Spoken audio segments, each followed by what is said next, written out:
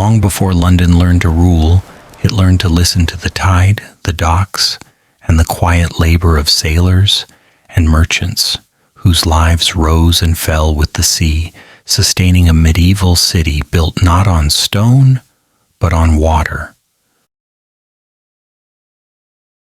If these quiet stories of the past help your breathing slow and your thoughts soften into the night, you are always welcome to remain here. Subscribing gently supports long-form storytelling without noise, urgency, or performance. It helps protect this calm space where history moves at its own pace and speaks in a low voice. Your presence allows more evenings like this to exist, more patience, more stillness, more careful listening. There is no rush. Return whenever the world feels too loud. We will be here, quietly waiting. London and the sea, where maritime life sustained a medieval city. Long before London learned to call itself important, it learned something far more practical. It learned how to float. Not literally, of course. Stone does not float. Wood rarely wants to. People certainly do not. But the city learned how to let water do the work that land could not, and once it learned that, it never really stopped. London was not born as a farming town. It did not grow wealthy because its soil was generous. The earth around it was fine, cooperative enough, but not special. What was special was the river. The Thames did not ask London to be clever. It simply passed by, wide, slow, patient, carrying possibilities in both directions. In the Roman period, this was already obvious. Goods arrived by water because it was easier than dragging them across muddy roads that barely deserved the name. Timber, stone, wine, oil, grain, none of it wanted to travel by cart if a boat was available. Boats did not complain. Boats did not sink into mud. Boats followed gravity and tide, which made them reliable companions in an unreliable world. When the Romans left, the river stayed. And London stayed with it. Through the early medieval centuries, while kings argued and borders shifted, and everyone pretended this was temporary, the Thames continued to do what it had always done. It brought people. It carried things away. It connected London to places that most of its inhabitants would never see, but would nonetheless depend on every day. By the time London began to feel like a city again, rather than a memory with walls, its relationship with the sea was already settled. It was not dramatic. It did not require speeches. It was simply understood. The city would live by water, or it would not live very well at all.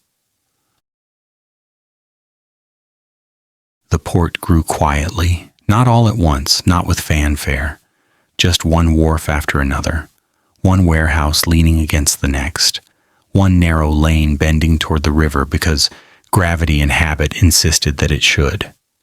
This was not a romantic process. It was logistical. And London has always been very good at logistics, even when it pretended to be bad at almost everything else. Along the river, a new kind of life settled in. Sailors who did not think of themselves as adventurers because adventure implies choice. Dockworkers whose backs learned the exact shape of crates before their minds did. Shipwrights who understood wood better than words. Merchants who measured distance not in miles, but in weeks of favorable wind. These people did not wake up wondering if history would remember them. They woke up wondering if the tide would cooperate. Their days were set by water levels, not bells, by weather, not calendars. A ship that arrived early was useless if the tide was wrong. A ship that arrived late was equally unwelcome. The river demanded patience, and London learned it slowly through wet boots and missed meals, and a certain resigned shrug that still survives in the city today. Life near the docks was not glamorous. It smelled of rope, fish, damp wood, and human persistence. It was loud at inconvenient hours and silent at others. Taverns opened when ships arrived, not when the sun thought it appropriate. Lodging houses filled and emptied with no regard for symmetry or comfort. Everything here was temporary, except the work. And yet this work sustained the city. London did not need to produce everything it consumed. It needed to receive it. Grain from the Baltic, wine from France, wool moving outward, cloth moving back, salt, iron, timber, and later, things that no one quite knew what to do with yet, but assumed would be useful once they arrived. The medieval city fed itself on movement. Not everyone who benefited from this movement ever touched a rope or a sail. That was perhaps the most efficient part of the system. Above the docks, away from the mud, another rhythm developed, quieter, softer, better lit. The rhythm of people who owned ships without ever stepping onto them. London's wealthier classes learned early that the sea was most profitable when observed from a distance. You did not need to cross it. You only needed to organize it, invest in it, insure it, regulate it, argue about it indoors while someone else stood in the rain making it work. This is how maritime wealth slowly climbed the social ladder, not with salt spray in its hair, but with ink on parchment. By the later medieval period, London was full of people whose fortunes rose and fell with ships they would never see. Their houses were solid, their meals warm, their hands clean. They spoke of trade routes the way others spoke of weather, as something unavoidable but abstract, dangerous in theory, profitable in practice. They were not villains, they were practical, and practicality, when repeated over generations, becomes tradition. The city learned to accommodate both worlds without ever fully reconciling them. Down by the river, labor was immediate and unforgiving. A missed rope meant injury. A misjudged tide meant loss. Up the hill, consequences arrived later, softened by time and legal language. When a ship was lost, the dock felt it first. When profit was gained, it flowed uphill. This arrangement did not require cruelty to function. Indifference was sufficient. What made London unusual was not that it relied on the sea, many cities did, but that it normalized this separation so completely. Maritime life became background noise, essential, constant, and politely ignored unless it failed. Only then did anyone look down toward the river and ask what had gone wrong. Most of the time, nothing had. The medieval city moved in gentle cycles, morning tides, evening tides, markets opening and closing, ships arriving, unloading, disappearing again. The rhythm was soothing in its predictability, even when individual lives within it were anything but stable. Children grew up knowing the sound of water against wood. They learned early which streets flooded and which stayed dry. They understood that some men vanished for months and returned thinner, quieter, or not at all. This was not tragedy. It was employment. London did not celebrate this. It absorbed it. Even religion adjusted. Saints were asked to watch over sailors. Churches near the river collected prayers that smelled faintly of tar. Faith became practical, like everything else. And through it all, the city slept surprisingly well. Not deeply, cities never do, but confidently, because as long as ships came and went, as long as the river kept moving, London felt held in place by something larger than itself. The sea did not care about kings or councils. It only cared about physics. And physics, unlike politics, could usually be predicted. This confidence would later harden into arrogance, but in the medieval period it remained gentle, almost naive. London trusted the water because it had always worked, and because it had worked, people stopped questioning it. That is how systems become invisible. By the late Middle Ages, London was no longer merely surviving by the sea, it was shaping itself around it. Laws, customs, financial practices, all quietly oriented toward keeping ships moving and goods flowing. Not dramatically, not with declarations, simply because stopping would be inconvenient. The ordinary people felt this most clearly. Their lives were narrow but steady: work, rest, repeat. The sea did not promise glory, but it offered continuity. In a world where famine and war were frequent visitors, continuity was luxury enough. The wealthy felt something else: distance. They experienced the sea as an idea, as a source of income that did not require personal discomfort. This was perhaps the most significant development of all. Maritime life no longer belonged only to those who worked on the water. It now belonged to those who understood how to profit from its inevitability. And London, ever adaptable, welcomed them both. If this sounds calm, it is because it was, mostly. Catastrophes happened, of course: storms, fires, lost ships. But they were absorbed into the rhythm rather than allowed to disrupt it. The medieval city was very good at continuing. This is the quiet truth beneath later maritime disasters. Long before modern ships or modern confidence, London had learned to trust the sea not as a force of drama, but as infrastructure. Something that could be relied upon, managed, and, if necessary, blamed. The city's relationship with water was not poetic. It was administrative. And that, oddly enough, made it soothing. At night, when the river darkened and the docks fell quieter, London did not fear the sea. It listened to it. The water moved. The city breathed. Tomorrow would look much like today, and that was enough. History tends to focus on moments when this balance failed, but most of the time it did not. Most nights passed without incident. Most ships arrived as expected. Most people lived, worked, and slept without ever thinking they were part of something vast and influential. They were just tired. And perhaps that is the most honest way to understand medieval London. Not as a city striving for empire, but as a city learning how to rest while the water did its work.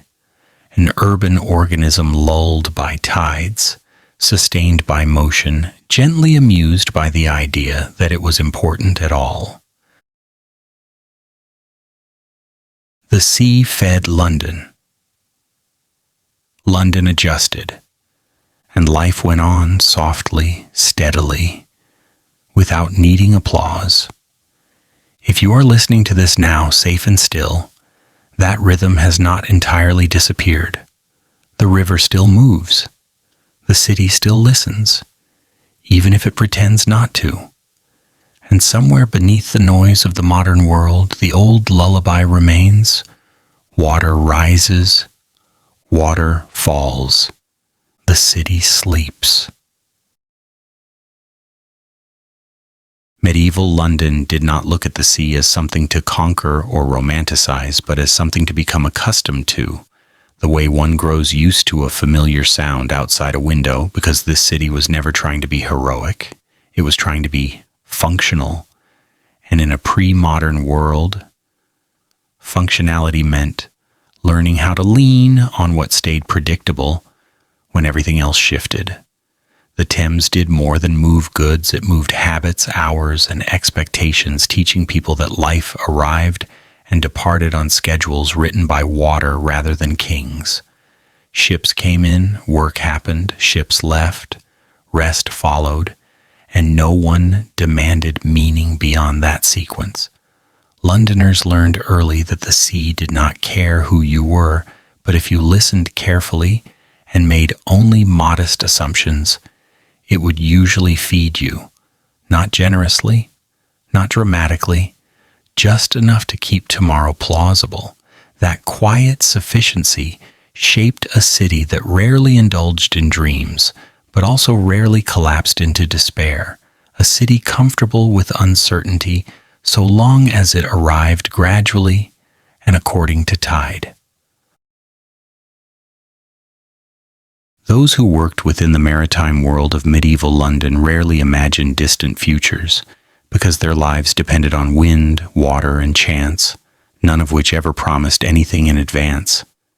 Their time existed as an extended present, where a completed voyage justified a drink and a departing ship justified silence, not dramatic farewells, just a small nod that acknowledged how little control anyone truly had. There was a distinctly English humor in this restraint, a mild acceptance of risk without complaint, as if everyone had agreed that excessive worry was inefficient and best avoided. Men vanished for weeks or months, and sometimes never returned, but this was absorbed as labor rather than tragedy, not because it was painless, but because naming it otherwise would not change the outcome. London learned to conserve emotion the same way it conserved resources, carefully, practically, saving energy for what could still be done rather than what could not. Above the docks, where streets stayed drier and hands softer, London's wealthier classes lived from the same water, but experienced it at a comfortable distance. They did not hear waves strike hulls, but they heard profits settle into ledgers, and while they never smelled salt or rope, they were intimately familiar with ink and parchment. Each successful voyage returned as a quiet increase, each lost ship as a neutral annotation, regrettable but contained. This was not cruelty so much as separation, a separation built patiently over generations, where risk was pushed downward and stability retained upstairs. The city accepted this arrangement without much debate because it worked, and systems that work rarely invite moral inspection. London did not pretend this was fair. It simply treated it as normal, and normality, when repeated long enough, becomes indistinguishable from inevitability. A maritime mind before an empire. Long before England imagined itself as an empire, it thought of itself as a place that needed to get somewhere else, and water, conveniently, was already doing most of the traveling. The sea was not an enemy to be feared or a mystery to be solved, but a route that happened to move, sometimes gently, sometimes with a bit of attitude, but always in the same general direction if you waited long enough. This attitude did not appear suddenly. It grew slowly from the Anglo-Saxon period onward, shaped by wooden hulls, short voyages, and a practical understanding that land was slow and water was not.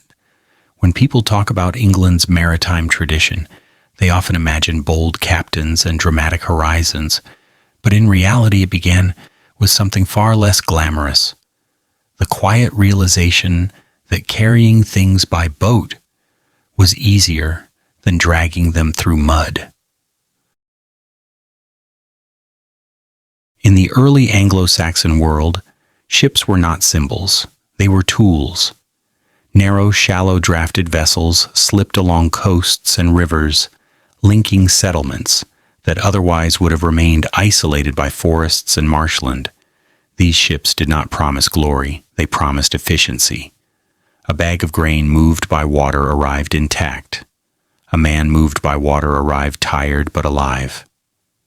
That was enough. The sea, in this early mindset, was not a boundary marking the edge of the known world. It was a connective tissue, an awkward but reliable road that happened to sway beneath your feet. As centuries passed and Norman influence settled over England, this way of thinking did not disappear. If anything, it became more organized. The Normans brought with them a stronger sense of administration, hierarchy, and law, but they inherited the same watery reality. England was still an island. Crossing water was unavoidable. What changed was not the reliance on the sea, but the confidence with which it was managed. Ships grew slightly larger, routes grew more predictable, harbors grew busier, and with each small improvement came a quiet shift in perspective. The sea was no longer merely something you endured, it was something you scheduled. This was the beginning of a distinctly English maritime mindset, one that viewed the sea not as a stage for heroism, but as infrastructure. Roads did not inspire poetry, and neither did water routes, at least not among those who depended on them daily. A ship was not a weapon first.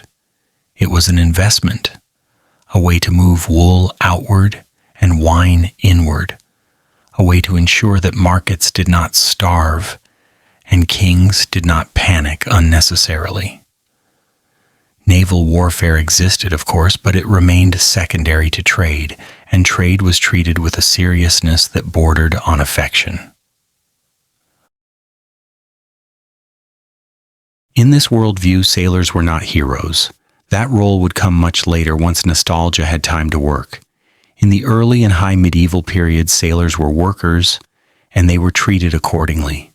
They signed on, did their jobs, and were paid if they survived.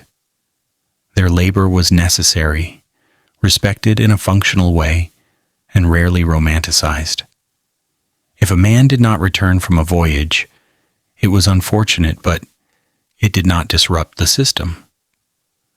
Another man would be hired, the ship would sail again. Commerce, like water, was expected to keep moving. This practicality had advantages. England began to develop maritime customs and rules earlier than many of its neighbors, not out of moral concern, but out of necessity. Ports needed order, disputes needed resolution, cargo needed documentation. Slowly, laws formed around shipping, insurance-like agreements emerged, and responsibilities were defined. This was not about protecting sailors as individuals. It was about protecting the flow of goods. People mattered because goods mattered, not the other way around. There was something quietly dangerous in this logic, though it took centuries to become obvious. When ships are seen primarily as economic instruments and sailors as replaceable labor, human cost becomes an acceptable variable. Losses could be calculated, risks could be tolerated. If 9 voyages succeeded and 1 failed, the system was considered sound. This was not cruelty, it was arithmetic. And arithmetic, when repeated often enough, begins to feel neutral. England's maritime tradition was therefore calm, disciplined, and faintly detached. It did not rush toward the sea with passion. It stepped onto it with a ledger in hand. The ocean was not something to conquer, only something to account for. Storms were inconveniences. Shipwrecks were write-offs. Survival was preferable, but continuation was essential. This mindset shaped how England expanded its maritime reach. There was little interest in grand gestures. Expansion happened through repetition. The same routes sailed again and again. The same harbors improved incrementally. The same habits reinforced until they felt inevitable. By the time England began to look outward with imperial ambition, it already possessed a deeply ingrained comfort with waterborne life. Not excitement, comfort. Even language reflected this. English maritime terms emphasized function over emotion. Words for ropes, sails, hulls, and tides were precise, practical, and unromantic. They described what things did, not what they meant. A sailor did not challenge the sea. He worked it. If the sea disagreed, he waited. This quiet patience extended to governance. Kings understood that ships mattered, but they delegated the details. Maritime life was regulated locally by port authorities and merchant interests who cared less about glory than predictability. As long as ships moved and taxes were collected, interference was minimal. The sea was too important to be micromanaged. And so, without fanfare, England developed a relationship with the sea that was steady, unemotional, and deeply rooted. It was a relationship built not on courage, but on routine, not on bravery, but on habit. This would later be misinterpreted as confidence. In reality, it was familiarity. The danger of familiarity is not arrogance, but blindness.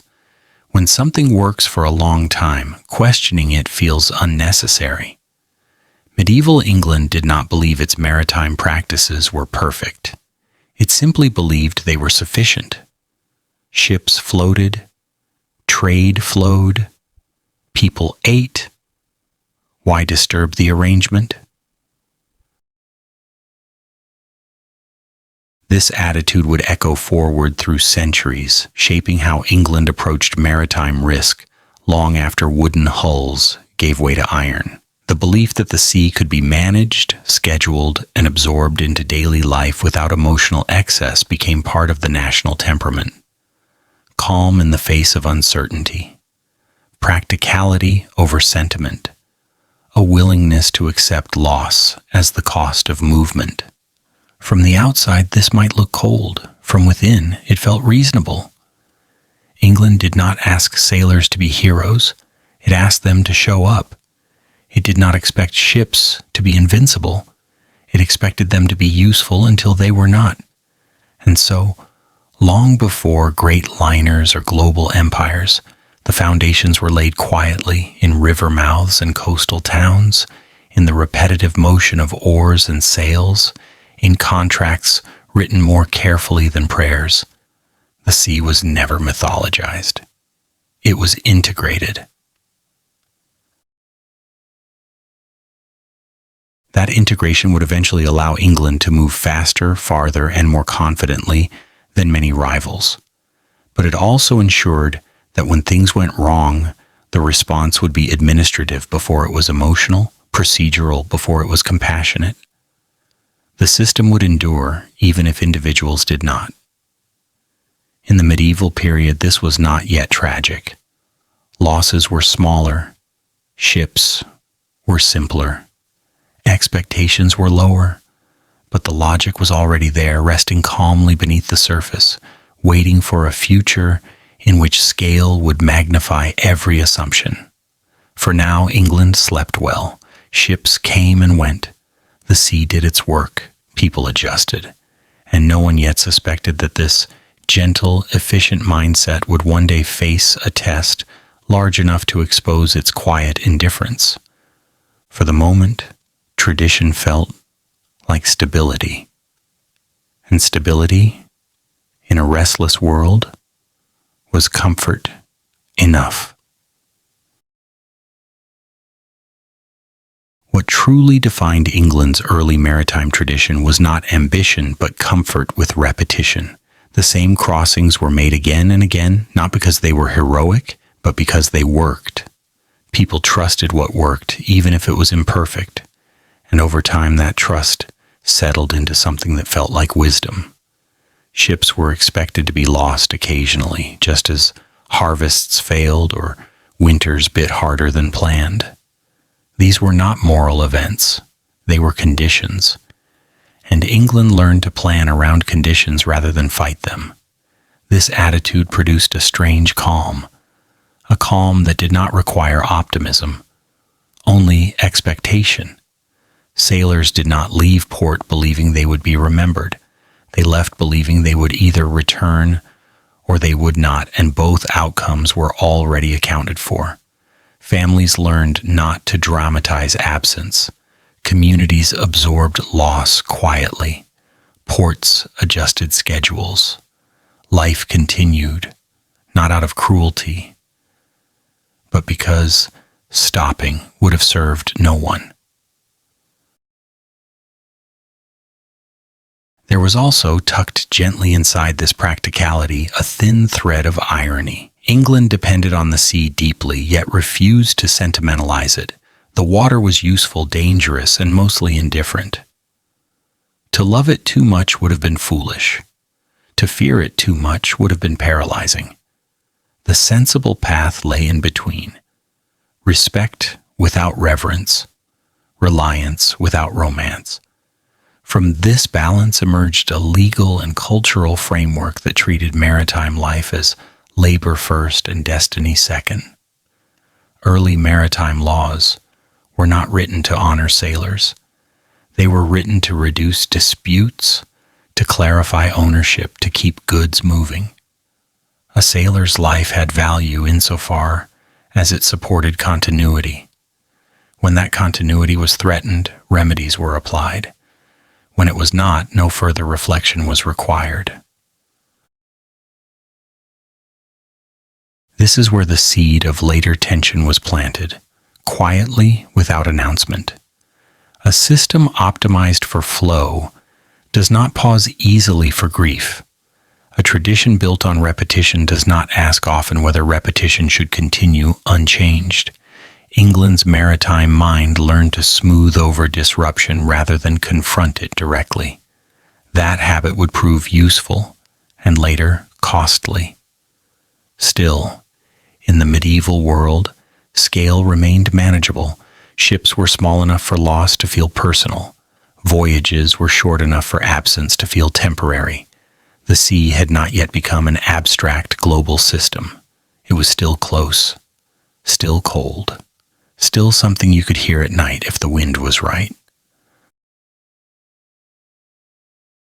And so the tradition settled into place, not loudly, but firmly.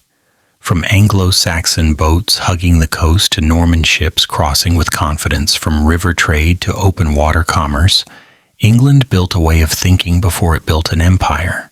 A way of thinking that saw the sea not as an obstacle, but as a surface that could be used, scheduled, trusted, and occasionally written off. By the end of the medieval period, this mindset was no longer questioned. It had become habit, and habit had become identity. England did not yet imagine itself as ruler of the seas, but it had already learned how to live with them without losing sleep. That quiet competence would later be mistaken for inevitability. For now, it was simply tradition. Wooden hulls, working hands, calm assumptions, and a nation slowly teaching itself that the sea was not something to be conquered in moments of drama, but something to be lived with day after day, tide after tide, without asking too many emotional questions. Chapter 1 ends here, not with triumph, but with familiarity, with the sense that nothing extraordinary has happened yet. Just a people learning how to move things across water, how to replace those who did not return, and how to call that arrangement normal. The sea remains calm enough. England rests. And the deeper consequences of this mindset wait patiently, like water itself, for a future large enough to reveal them. When the sea became an industry. By the 18th century, London no longer listened to the sea in the same intimate way it once had. It still depended on it, deeply, completely, but the relationship had grown more formal, more distant, as relationships often do when paperwork becomes involved. The water was still there. The tides still rose and fell with admirable reliability, but now they were being observed through windows, measured by instruments, translated into schedules, and discussed in rooms that smelled faintly of ink and confidence rather than salt. This was the moment when maritime life stopped feeling like a shared condition and began to feel like a system. London had become the center of something much larger than itself. Ships no longer connected nearby coasts and familiar ports. They stretched outward, threading the city into a global web that moved spices, textiles, people, ideas, and occasionally entire fortunes from one hemisphere to another. Distance expanded, but emotional distance expanded faster. When voyages took months instead of weeks, and destinations became abstractions on maps, the sea began to lose its personality. It was no longer something you negotiated with. It was something you planned around. The city adjusted smoothly. It always did. Institutions emerged quietly, almost politely, to manage this new scale of movement. Lloyd's of London did not begin as a grand monument to finance. It began as a place where people sat, talked, and agreed to spread risk, so no single loss would feel unbearable. This, too, was very English. Do not eliminate danger, dilute it. If a ship sank, the loss would be unfortunate but survivable. If several sank, well, that was what calculations were for. Risk became something you could insure rather than fear. At the same time, regulation stepped in, not to question the morality of maritime expansion, but to ensure it ran smoothly. The Board of Trade did not exist to protect individual sailors from the sea's indifference. It existed to keep commerce predictable, taxes collectible, and schedules respectable. Chaos was bad for business. Tragedy was acceptable, provided it was rare enough and properly documented. This was the era when ships stopped being journeys and became assets. A vessel was no longer discussed in terms of who sailed on it or what they experienced. It was discussed in terms of tonnage, capacity, speed, and return on investment. Its value existed on paper long before it touched water, and often long after it was gone. The ocean itself became part of the accounting process, a variable to be managed rather than a force to be respected. Sailors felt this shift immediately, even if no one explained it to them. In earlier centuries, a sailor had been known by name within a small community. His absence was noticed, his return was remarked upon. In the modernizing maritime world, sailors became interchangeable. They signed contracts. They received wages. They appeared and disappeared from payrolls with little ceremony. Their labor mattered, but they themselves were no longer central to the story being told about maritime success. A ship sailed whether the crew felt ready or not. If someone fell ill, another man replaced him. If someone died, the voyage continued. This was not cruelty. It was efficiency. And efficiency, once achieved, is rarely questioned for emotional reasons. London prospered under this arrangement. Wealth accumulated quietly, steadily, flowing inward from oceans that no longer felt distant. The city's upper levels grew more comfortable, more insulated. Maritime risk existed, but it was experienced secondhand, softened by insurance payouts and legal language. Losses arrived as figures, not faces. The irony was gentle but unmistakable. The more London depended on the sea, the less it wanted to think about the people who made that dependence possible. By the 19th century, maritime life had become fully industrialized. Ships were larger, stronger, and faster.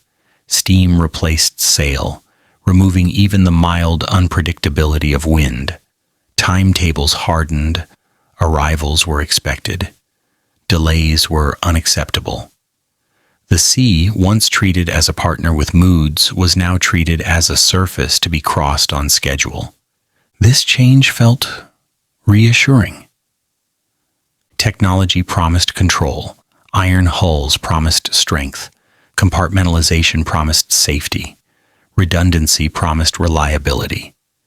Each innovation reduced anxiety slightly, and with each reduction, caution softened. Confidence grew. Not loudly, but persistently. Like background music. No one noticed anymore. London embraced this confidence. Why wouldn't it? The system worked, trade expanded, profits increased, standards rose.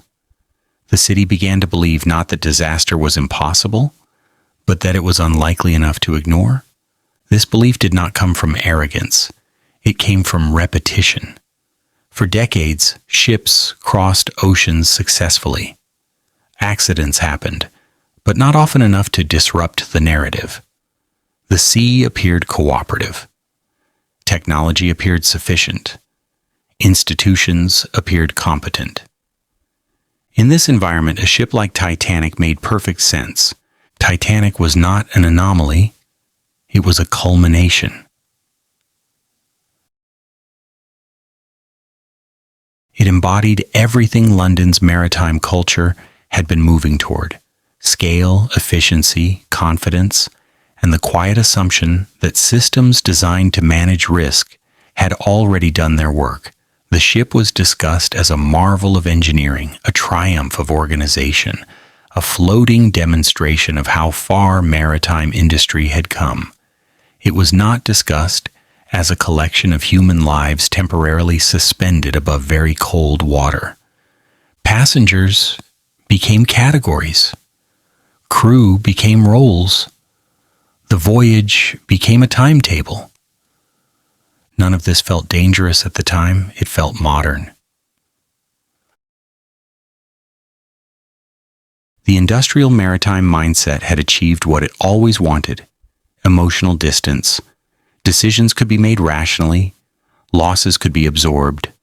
The sea could be crossed without requiring constant attention. Ships departed and arrived with comforting regularity. London slept well.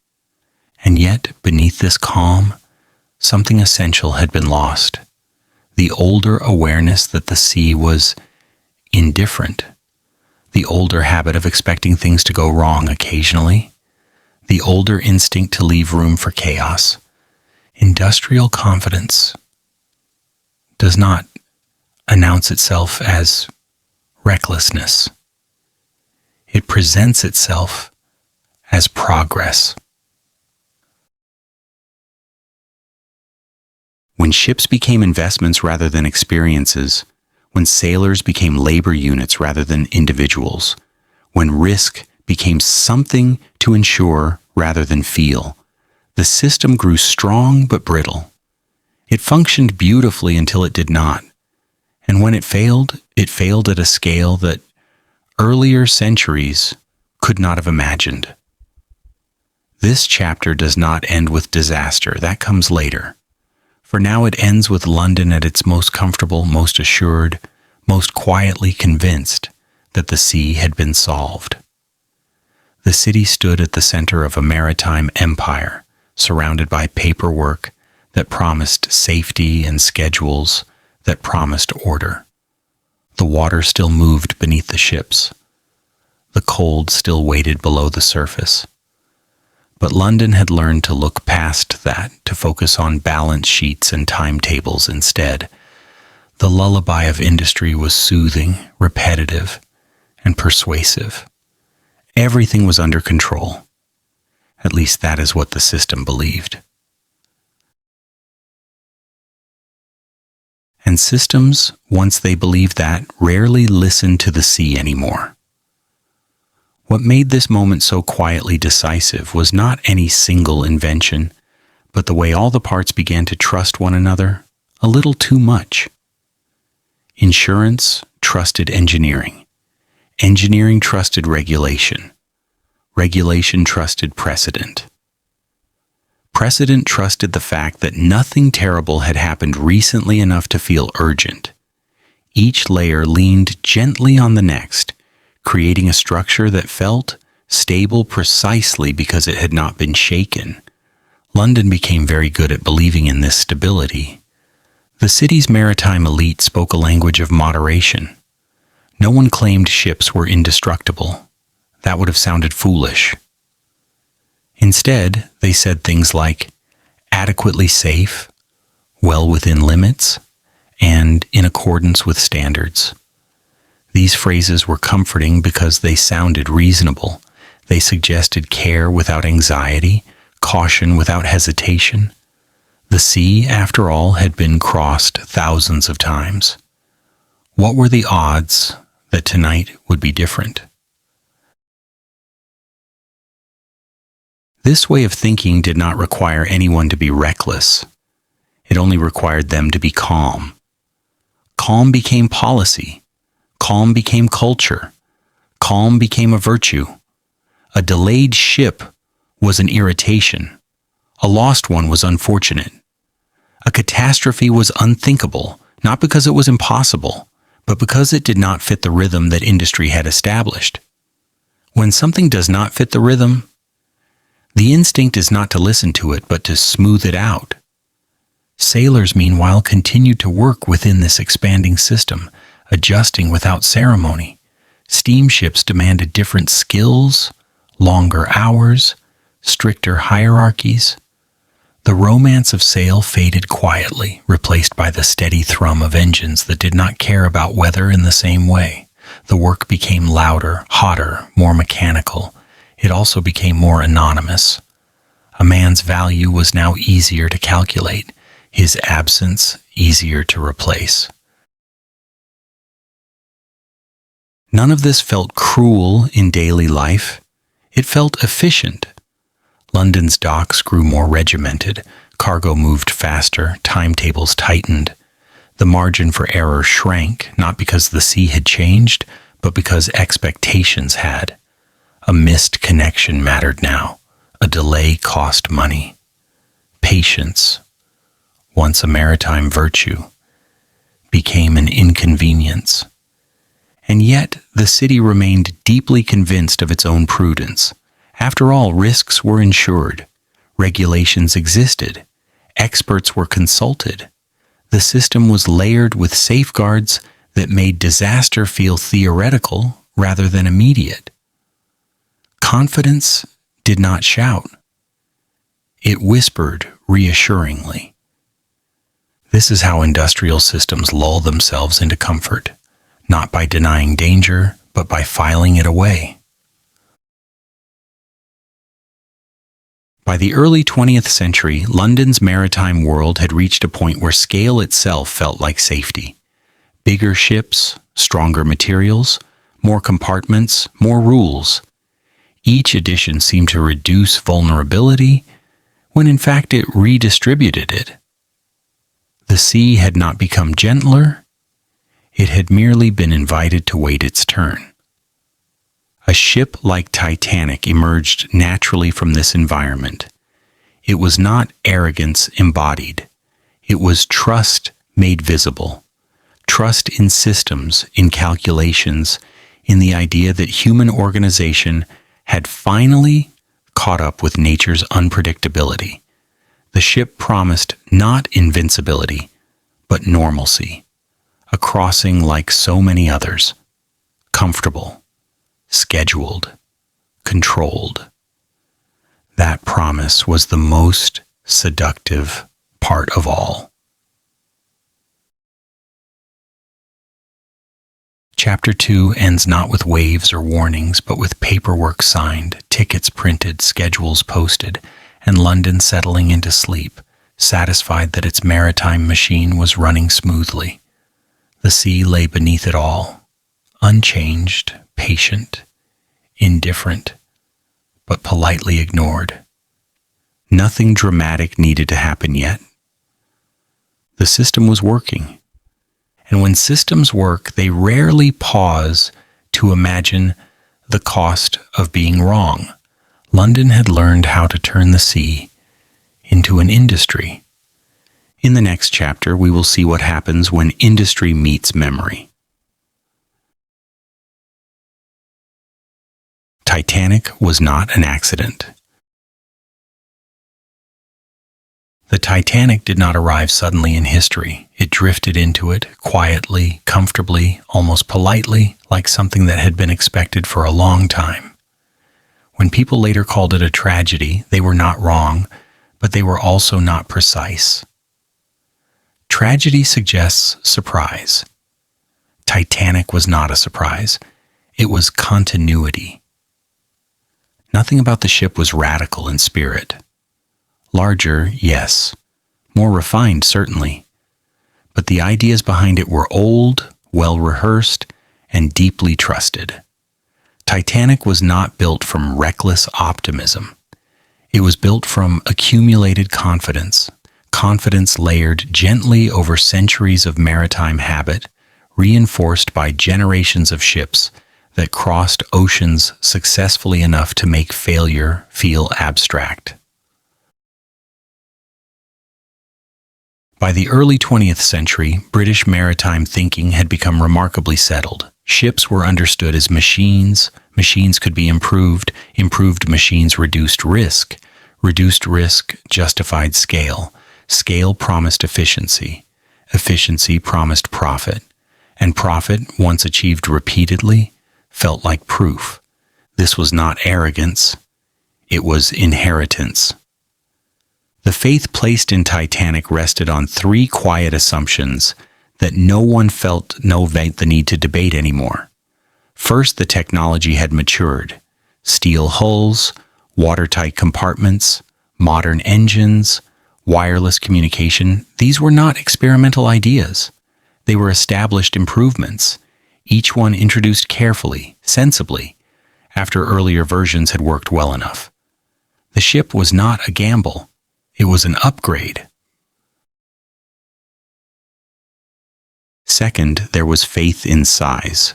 Bigger ships were more stable, heavier ships handled seas better, more compartments meant more redundancy. Scale was interpreted as safety, not because anyone had proven it conclusively, but because it felt intuitively correct. A large object seemed harder to kill. The sea, after all, had always punished the small and fragile first. And third, there was faith in tradition. British ships had crossed dangerous waters for centuries. Storms had been endured. Ice had been navigated. Losses had occurred, but rarely enough to disrupt belief. The system had survived long enough to be considered trustworthy. When tradition works for generations, it stops being questioned and starts being cited. Titanic sat comfortably inside this framework. It did not challenge maritime thinking. It confirmed it. The ship's designers did not imagine they were pushing beyond safety. They believed they were refining it. Regulations had been met, in some cases exceeded. The number of lifeboats was not chosen arbitrarily. It reflected existing rules, written in an earlier era, but still officially valid. Rules are comforting like that. They relieve responsibility. If you comply, you are correct by definition. The problem, of course, was scale. Those regulations had been shaped in a world where ships were smaller, voyages shorter, and populations aboard measured in hundreds rather than thousands. When those rules were created, failure meant fewer lives, less complexity, and quicker rescue. The sea was still dangerous, but its consequences were limited by circumstance. By the time Titanic sailed, those circumstances had changed quietly, but dramatically. Ships carried entire floating communities. Routes crossed colder waters at higher speeds. Schedules mattered more. Rescue assumptions depended on wireless signals and nearby traffic rather than immediate proximity. But the underlying legal and cultural logic had not adjusted. It remained anchored to an older world. This mismatch was subtle, almost invisible. No single decision aboard Titanic was irrational when viewed in isolation.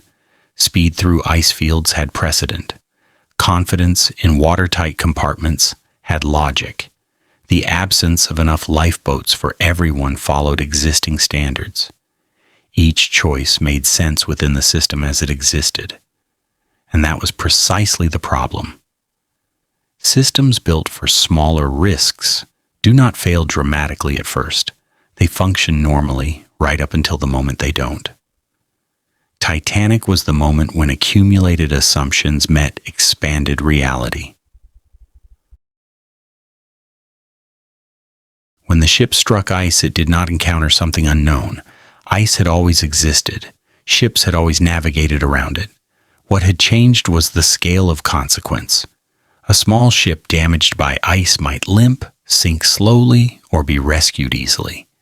A massive liner, compromised across multiple compartments, carried too much momentum, too many people, and too few margins. The older maritime mindset had assumed that failure would be partial. Titanic failed completely. This was not because anyone ignored danger.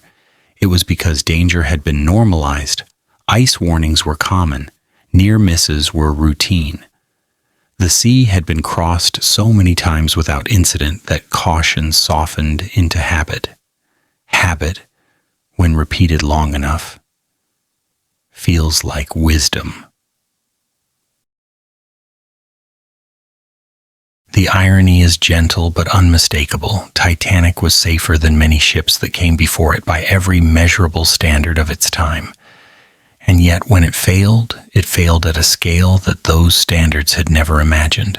This is how industrial confidence collapses, not through recklessness, but through misalignment. Old rules applied to new realities. Old assumptions stretched beyond their capacity. Tradition trusted past success more than future uncertainty. Titanic did not expose a flaw in engineering alone.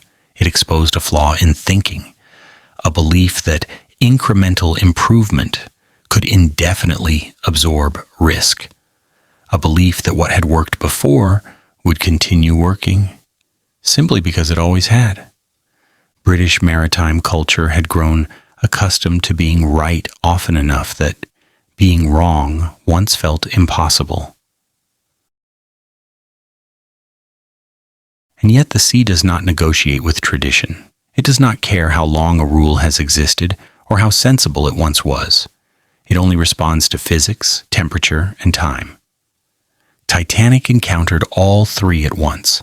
This chapter does not end with panic or screams.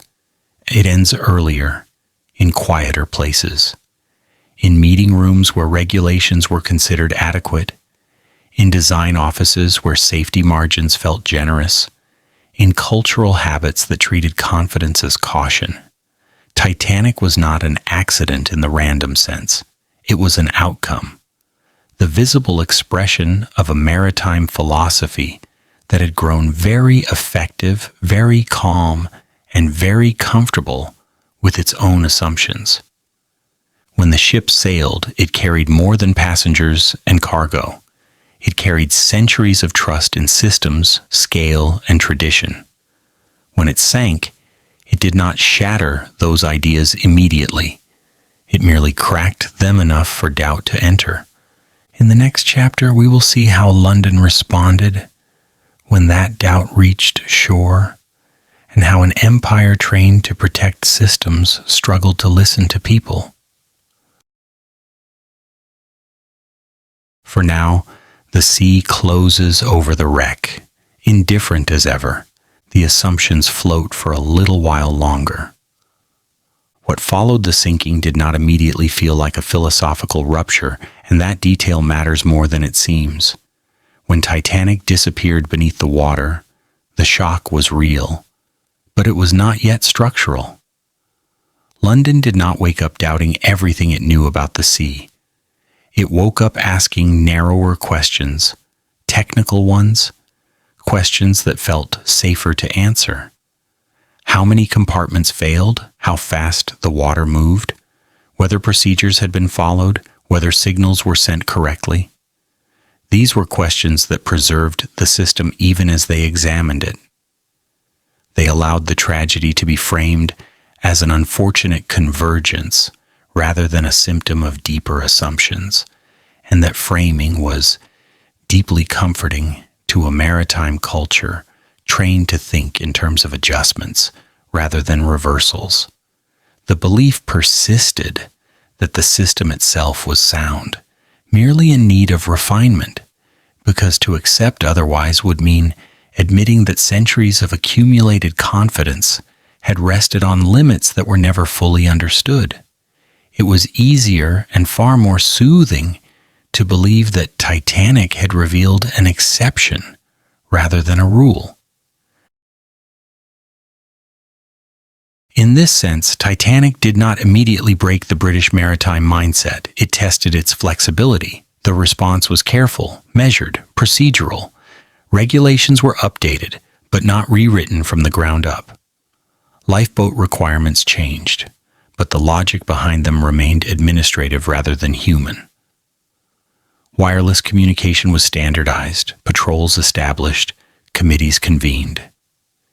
Each action suggested learning, and in many ways learning did occur, but the learning remained within familiar boundaries. The sea was still treated as manageable, danger as containable, and loss as something that could be reduced rather than fundamentally reimagined. What did not change was the underlying habit of trusting systems over instincts, calculations over discomfort, tradition over imagination. Titanic was absorbed into maritime history not as a warning against confidence itself, but as a reason to be confident more carefully. For the people who designed, regulated, and insured ships, this response felt responsible. It restored order. It allowed commerce to continue without interruption. Ships sailed again and quickly because a pause would have implied uncertainty, and uncertainty was more frightening to industry than loss. The sea, after all, had not changed. Only the conversation about it had. And even that conversation remained restrained, technical, respectful of precedent. There was little appetite for emotional reckoning. Emotion was unpredictable, and unpredictability was precisely what maritime systems existed to eliminate. London preferred clarity, even when clarity simplified what had been complex and painful. This preference was not cruel, but it was selective, and selection, when repeated, becomes habit. Titanic, therefore, stands less as a singular catastrophe than as a mirror held briefly to a way of thinking that had grown very effective at managing expansion, but less adept at questioning its own assumptions. The ship revealed how deeply British maritime culture trusted continuity, how readily it believed that past success could be extended indefinitely through incremental improvement. It showed that tradition, when stretched far enough, does not snap loudly. It thins quietly until one moment exposes how little margin remains. Yet even then, the instinct is not to abandon tradition, but to reinforce it, to add layers, to promise that next time the calculations will be better.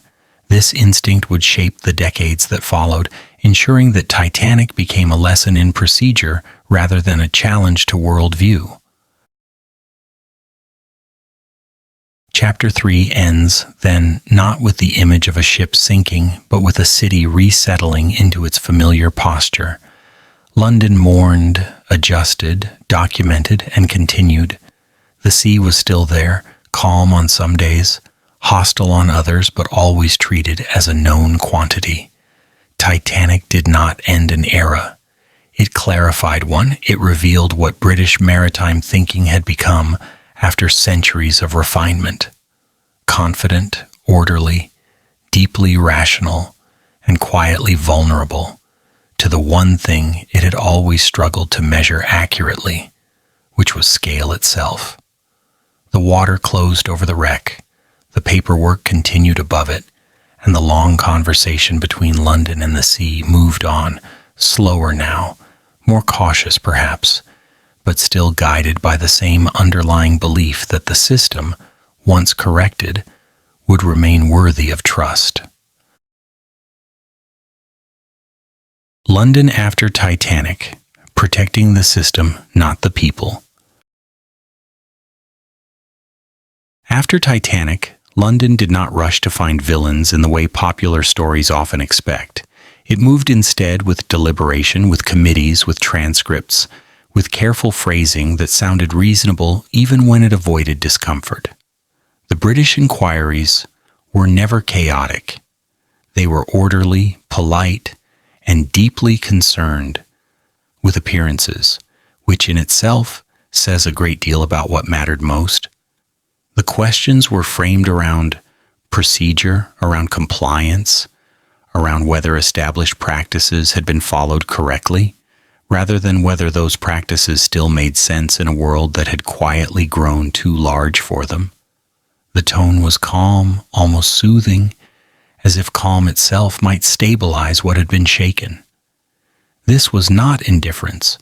It was institutional self-preservation, a skill London had perfected over centuries of empire. To acknowledge that the system itself was flawed would have meant admitting that the maritime order sustaining the city, the economy, and the imperial imagination had been built on assumptions that no longer held. What these investigations protected above all was continuity. Ships needed to keep sailing. Trade needed to keep flowing. Confidence needed to be restored quickly, not because people demanded it, but because the empire depended on it. The sea lanes were the empire's arteries, and no responsible authority wanted to suggest that those arteries were fundamentally unsafe. So the language remained careful. Mistakes were made, yes. Procedures could improve, certainly. But the underlying logic of maritime Britain, that ships were manageable, risk was calculable, and loss was regrettable but containable, remained intact. This logic had been refined long before Titanic, shaped by centuries of treating the sea not as a moral force but as a logistical one. The inquiries reflected that heritage. They were designed to reassure, not to unsettle, and reassurance was delivered with the quiet confidence of institutions that believed stability itself was a public good. And then there were the people who did not fit neatly into that reassuring narrative. Third-class passengers appeared in reports as statistics, not voices. Their experiences were summarized, not explored. Their routes through the ship were diagrammed, but their confusion, language barriers, and isolation were rarely treated as central concerns. This omission was not accidental. It echoed an older maritime habit of seeing labor as function rather than story. For centuries, sailors, dockworkers, and migrants had existed within British maritime life as necessary components, essential but replaceable, valued for their work more than their perspective. Titanic did not create this attitude. It merely revealed it again, briefly, before it was quietly folded back into administrative language. The working bodies mattered. The working voices did not. What is most revealing about London after Titanic is not what changed, but how carefully those changes were framed to avoid unsettling the deeper story the city told itself. Safety reforms were presented as progress, not correction. Adjustments, not admissions. The empire, after all, could not afford a crisis of confidence in its own mastery of the sea. Britain's maritime identity was more than an industry. It was a self-image built over centuries of crossings, charts, and trade routes drawn in ink and habit. To question that identity too directly would have felt like questioning the legitimacy of the empire itself. So the inquiries focused on refinement rather than responsibility, on improvement rather than accountability. The language softened what had happened, turning human loss into lessons learned, and lessons learned into reassurance that the system had endured. For working people, this response felt familiar. Sailors had long known that ships were valued more than those who worked them, that contracts ended the moment a vessel sank, that duty extended right up to the waterline and stopped there.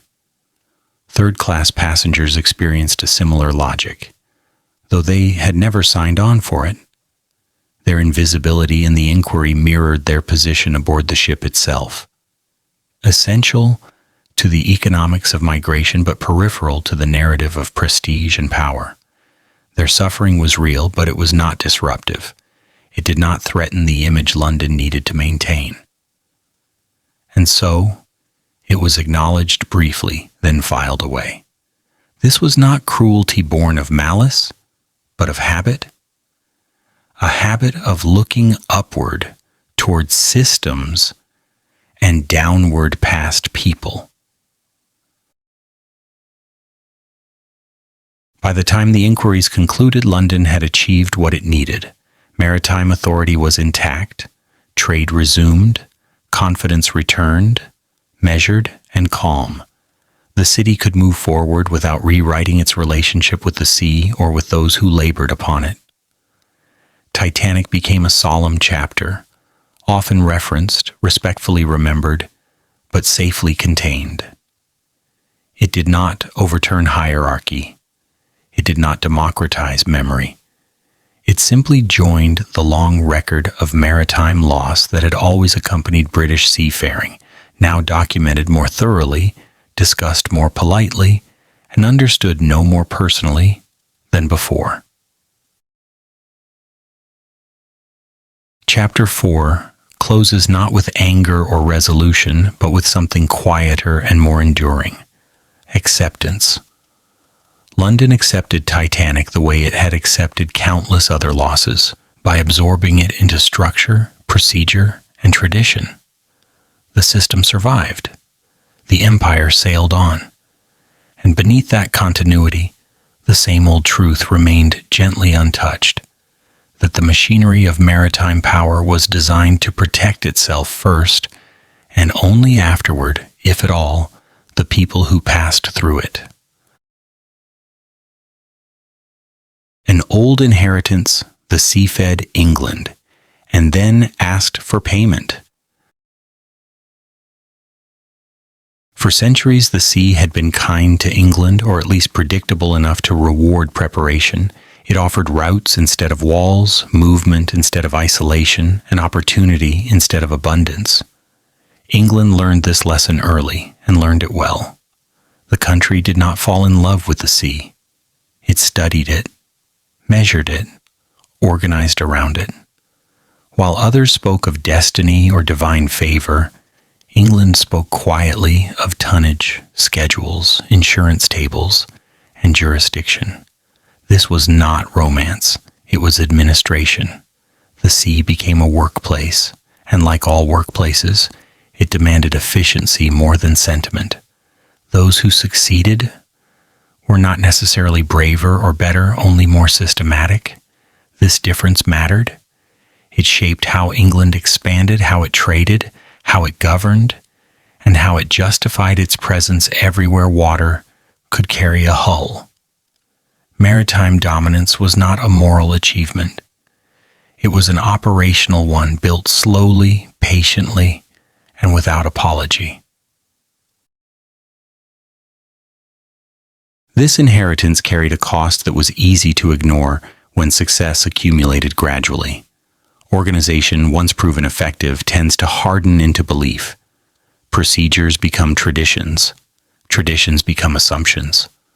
Over time, the system begins to feel natural, even inevitable. England did not ask whether its maritime order was fair. It asked whether it functioned. And for a very long time it did. Ships sailed, goods arrived, wealth accumulated, losses occurred, but they were absorbed, recorded, normalized. The sea took men, as it always had, and the system adjusted by replacing them. This was not cruelty in the dramatic sense. It was indifference refined into policy. The human cost was not denied, it was accounted for, which is a very different thing. When lives can be entered into ledgers, they begin to feel manageable. Titanic did not introduce this logic, it interrupted it. For one brief moment, the scale tipped too far, and the cost became visible to people who were used to seeing results, not consequences.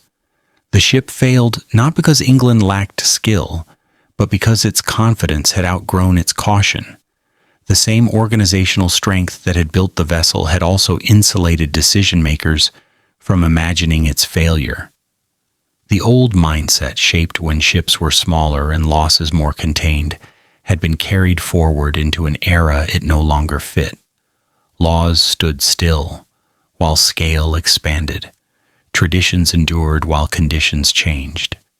Titanic revealed this mismatch without intending to. It was not an anomaly, it was an invoice. And like all invoices, it arrived after the service had already been rendered.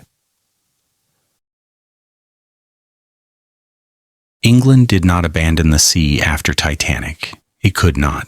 The relationship was too old, too productive, too deeply embedded in national identity. Instead, the country adjusted the margins, added safeguards, refined language, promised improvement. The underlying philosophy remained intact. The sea was still something to be organized, not humbled before. Risk was still something to be managed, not fundamentally reimagined. This continuity is what gives the story its quiet sharpness.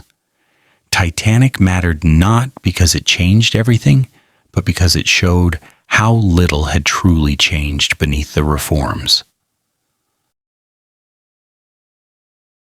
Chapter 5 ends not with condemnation but with clarity. England's maritime legacy is neither heroic nor monstrous. It is effective, it always has been, but effectiveness has a price, and occasionally the sea insists on collecting it all at once. Titanic was one such moment, when the calm arithmetic of empire briefly failed to balance, and the numbers resolved themselves into names, faces, and silence. The water closed, the system endured, and the old inheritance still feeding the nation carried on, patient, efficient, and quietly aware that the sea never forgets its accounts. What makes this inheritance so enduring is not that it was hidden, but that it was accepted. Generations grew up understanding, often without being told directly, that the sea gave generously but never freely. Sailors knew it in their bones. Dockworkers felt it in their joints. Families understood it in the quiet gaps left at dinner tables. Yet none of this translated into moral hesitation at the level of policy. The sea was dangerous, yes, but danger was simply part of the equation, like weather or distance.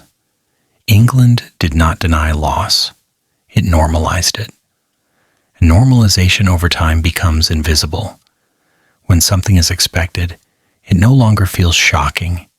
It feels unfortunate, manageable, and ultimately forgettable.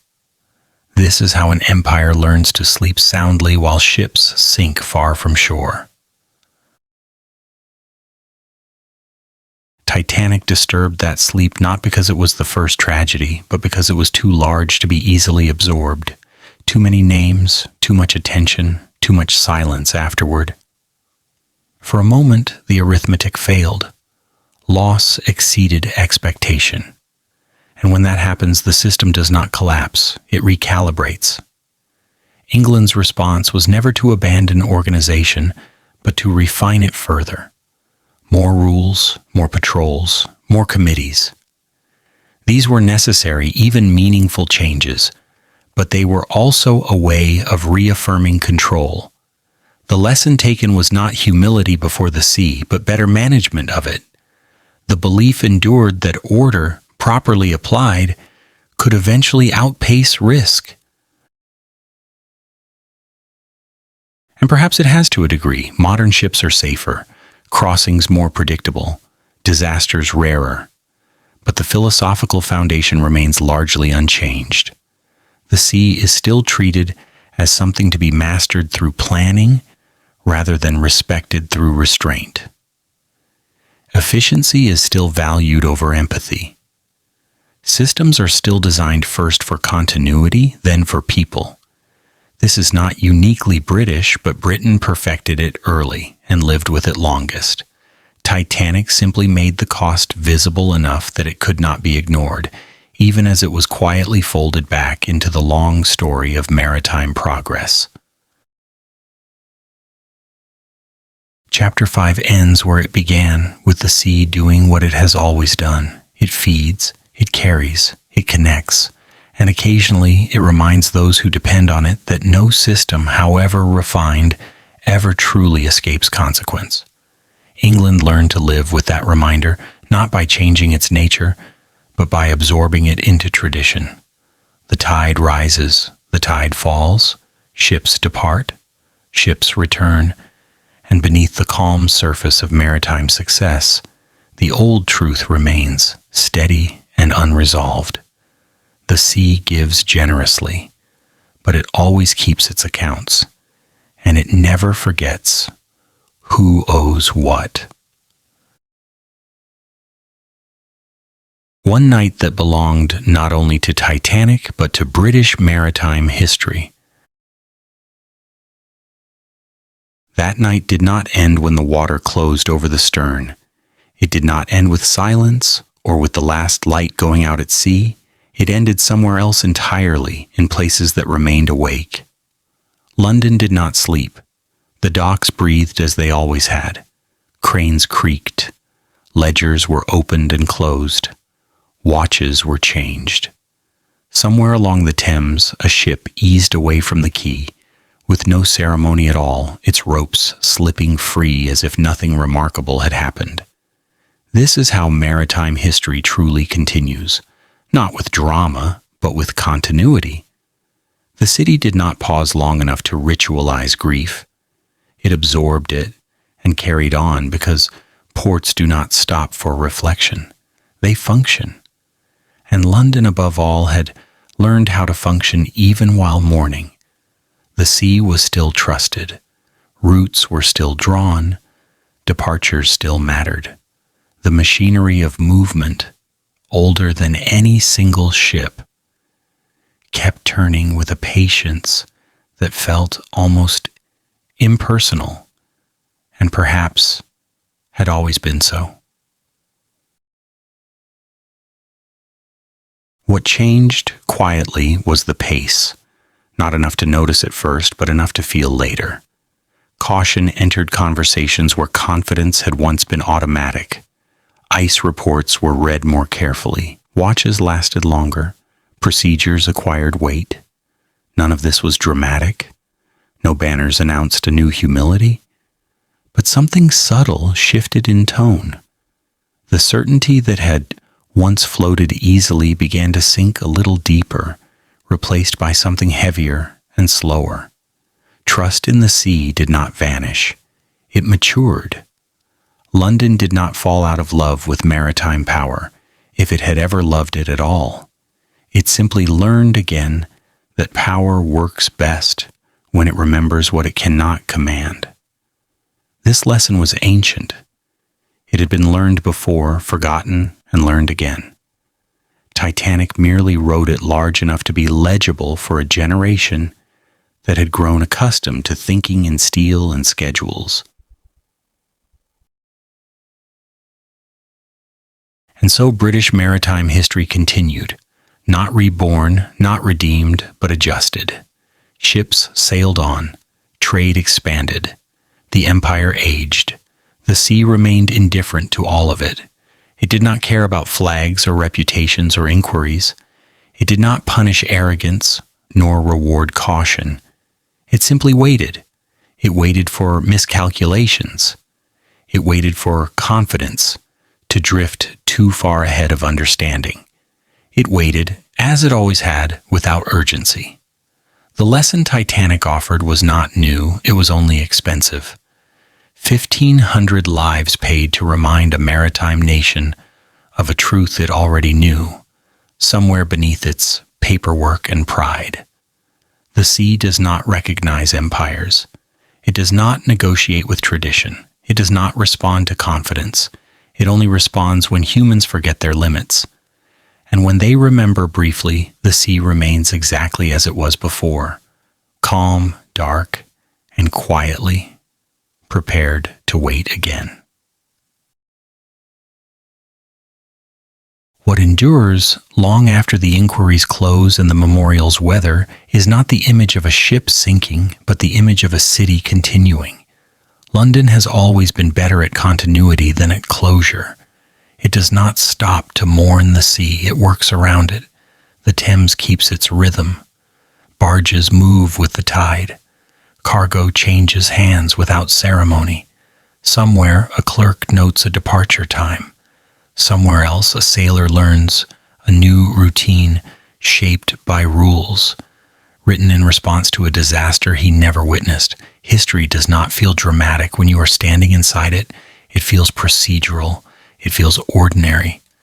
And that ordinariness is precisely how maritime Britain survived its own contradictions. The night Titanic sank became part of a longer night, one that stretched across centuries of crossings, losses, recalculations, and resumed schedules. It was not a rupture. It was a pause brief enough to be absorbed. In this sense, that night belongs not to Titanic alone, but to the entire tradition that produced it. A tradition that trusted organization more than instinct, systems more than individuals, continuity more than reflection. Titanic did not end that tradition. It refined it, made it slower, made it quieter, made it just cautious enough to feel responsible without ever feeling humbled. The sea continued to be trusted, not because it had earned that trust, but because maritime life requires trust in order to function at all. Without it, ships would never leave port. Empires would stall. London understood this too well to forget it for long. So trust returned, tempered but intact, resting once again on charts, protocols, and the comforting belief that next time things would be handled better. The final lesson of this chapter is therefore not moral, but structural. The sea does not care about intention. It does not reward virtue or punish hubris in any consistent way. It simply exists, vast and patient, allowing humans to test their systems against it over and over again. Sometimes those systems hold. Sometimes they fail. When they fail, history takes note, makes adjustments, and moves on. British maritime history did exactly that. It continued slightly slower, slightly heavier with memory, but still moving forward. London remained awake. Ships kept sailing. The tide kept time. And somewhere beneath all of it lies the quiet truth this series has been circling all along. The sea does not challenge empires. It outlasts them. It waits for people to forget their limits, and when they do, it reminds them briefly, impersonally, and without explanation. Then it recedes, leaving humans to write reports, revise rules, and convince themselves once again that they understand what they are dealing with. The night ends. The harbor wakes. History goes on. The quiet rhythm of London's maritime lives. Behind the grand ships and the long lines drawn across maps, there existed another London one that rarely appeared in paintings or speeches. This London woke before sunrise not out of ambition, but necessity. The river decided the hour. The tide set the schedule. Work began when the water allowed it, not when bells rang or clocks agreed. Dockworkers did not ask what day it was. They asked where the river stood. A rising tide meant arrival. A falling tide meant waiting, lifting, carrying, repairing. Men learned to read the Thames the way others read calendars. They knew by instinct when a hull would scrape close enough to the quay, when ropes would tighten, when cargo would begin its slow migration from ship to shore. It was not dramatic knowledge. It was practical, inherited, absorbed quietly through years of repetition. London's maritime life did not hurry. It endured. Shipyards had their own language spoken through smell and sound rather than words. Pine resin, wet timber, hot iron, old rope. These were the signals of progress. Carpenters shaped planks that would never carry their names. Metalworkers hammered fittings that would outlast their hands. This labor did not imagine oceans. It imagined joints, seams, balance. A ship was not a symbol here. It was a task that had to be done correctly or redone tomorrow. Humor survived in small doses, dry and tired, exchanged during brief pauses when the noise softened enough to think. Pride existed, but it was quiet, practical, and deeply local. A well-built ship mattered not because it would cross the world, but because it would not fail immediately. That was enough. For sailors, departure was rarely announced. It happened early, often before anyone else in the house was fully awake. Bags were packed lightly, words were spare. No one pretended to know how long a voyage would last or whether it would end as planned. This uncertainty was not thrilling. It was routine. Children grew up understanding absence as a normal state. Wives learned to measure time in letters and rumors. Entire families lived their lives along the Thames without ever stepping onto a first-class deck. They saw the ships pass, towering and distant, close enough to shadow the water, far enough to remain unreachable. This was not adventure. It was work, repeated, inherited, and rarely noticed. And yet it was this quiet, exhausted rhythm that kept London's maritime world alive long after the grandeur faded into history. What sustained these lives was not hope of advancement, but familiarity. People knew where they belonged within the rhythm, and that knowledge carried a strange comfort. The river did not promise change. It promised continuity. The same stretch of water, the same warehouses, the same creaking docks, day after day, year after year. Children learned early which paths flooded at high tide, which alleys smelled of tar, which taverns stayed quiet when ships were late. This knowledge passed naturally, without instruction, like an accent or a habit. No one called it heritage. It was simply how life worked near the river. The Thames did not inspire speeches here.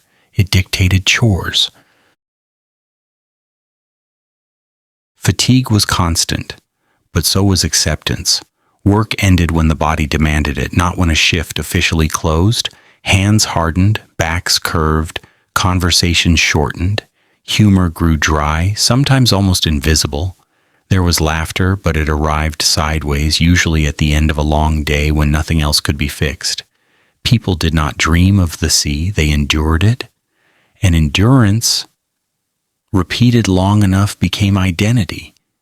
This quiet labor rarely entered London's official memory.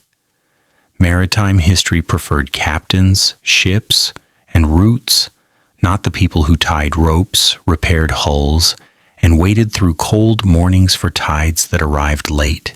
Yet without this unrecorded rhythm, nothing grand would have moved at all. The empire sailed on invisible shoulders. Wealth flowed through exhausted hands.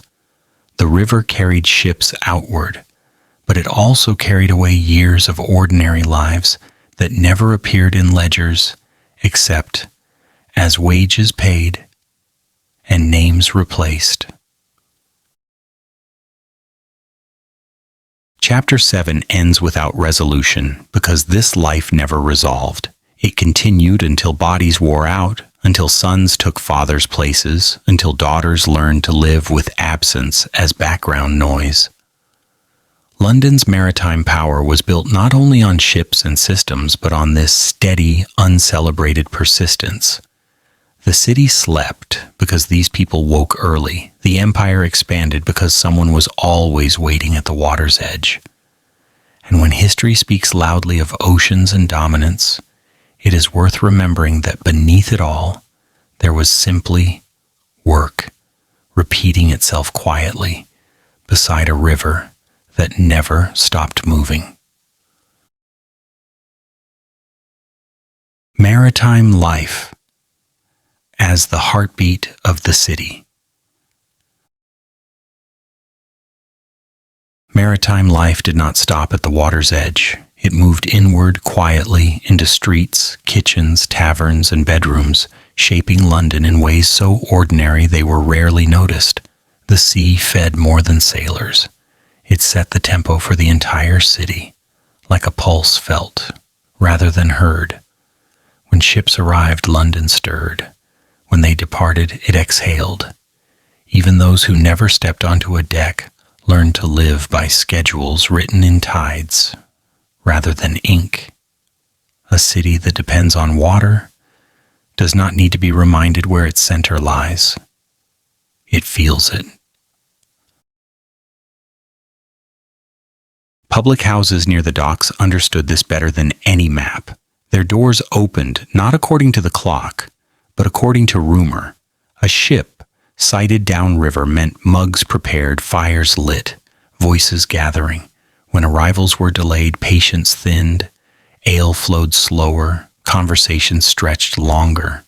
These places were not romantic dens of adventure. They were waiting rooms for uncertainty. Sailors drank because they had time. Dockworkers drank because they were tired. Landlords listened because listening paid. The rhythm was predictable in its unpredictability, and everyone learned how to move with it. Inns and boarding houses around the port were always half full and never settled. People arrived with bags and left with none. Names changed nightly. Some stayed for hours, some for weeks. No one asked too many questions. Proximity to the sea taught discretion. You learned quickly that a man's story might not match his destination, and that neither was guaranteed. Beds were temporary. Meals were practical. Comfort was modest and fleeting. Yet these places thrived because the city thrived on motion. Stillness belonged elsewhere. Markets felt the tide most directly. Fish stalls came alive when boats docked, not when dawn broke. Smell arrived before sound. Buyers learned to judge freshness by instinct, not labels. Housewives timed their steps to coincide with unloading. Vendors shouted when supply allowed, not when they felt inspired. The sea decided what London ate, when it ate, and how much it could afford. Even inland neighborhoods felt this influence because prices rippled outward from the docks like waves, subtle but unavoidable. What makes this rhythm remarkable is how completely it included those who never went to sea. Tailors stitched for sailors they would never meet again. Bakers rose early because ships arrived early. Clerks copied manifests that dictated the price of bread days later. Children grew up understanding that absence was normal, that meals shifted, that seasons mattered less than schedules whispered from the river. Maritime life was not a profession here. It was an environment. London was never an inward-looking city. Even when it slept, it faced outward. Its dreams followed routes across water, not roads across land. The sea pressed itself into daily life so gently that resistance felt pointless. You did not choose to live by it. You adapted. And in adapting, the city became what it was: open, restless, dependent, and quietly aware that everything it had came and went on water that never promised to stay. What is easy to forget is how quietly this dependence shaped behavior. Londoners learned not to plan too far ahead because the sea disliked certainty. Promises were phrased loosely, appointments carried margins, excuses were accepted without drama. The ship was late explained everything from missing wages to empty tables. This flexibility did not feel chaotic. It felt practical. A city that lives by water becomes skilled at accommodation. It bends rather than resists. Even authority adjusted its tone. Rules existed, but enforcement softened when tides misbehaved. The sea trained London to tolerate delay without complaint, to accept that some forces answered to no one. This acceptance was not philosophical. It was learned through repetition. At night, the influence deepened. Lamps along the river burned longer. Watchmen listened for sounds most cities never learned to recognize. A distant engine, a shifted current, the slap of water against stone that meant something large was approaching. Sleep was lighter near the docks, not because of danger, but because anticipation lingered. Something might arrive. Someone might leave. News traveled on ships before it traveled on paper. The city's dreams were porous, open to whatever the river carried inward. This is why London never truly turned its back on the sea, even as it grew vast and crowded. Streets expanded, neighborhoods multiplied, but the rhythm remained maritime at its core. Life adjusted around arrivals and departures, abundance and absence, work and waiting. The sea was not a backdrop. It was a presence, steady and demanding, shaping the city's habits without asking permission. Chapter 8 ends with this quiet realization. Maritime life was not one sector among many. It was the city's heartbeat. Slow at times, rapid at others, but always present. Even those who never touched salt water lived by its pulse. London did not merely sit beside the sea. It leaned toward it, listened to it, and let it set the tempo of ordinary life, right down to the hour when the city finally allowed itself to sleep. The wealth born of water. Alongside the working river existed another London, quieter and cleaner, arranged at a careful distance from the noise it depended upon. This world did not smell of tar or wet rope.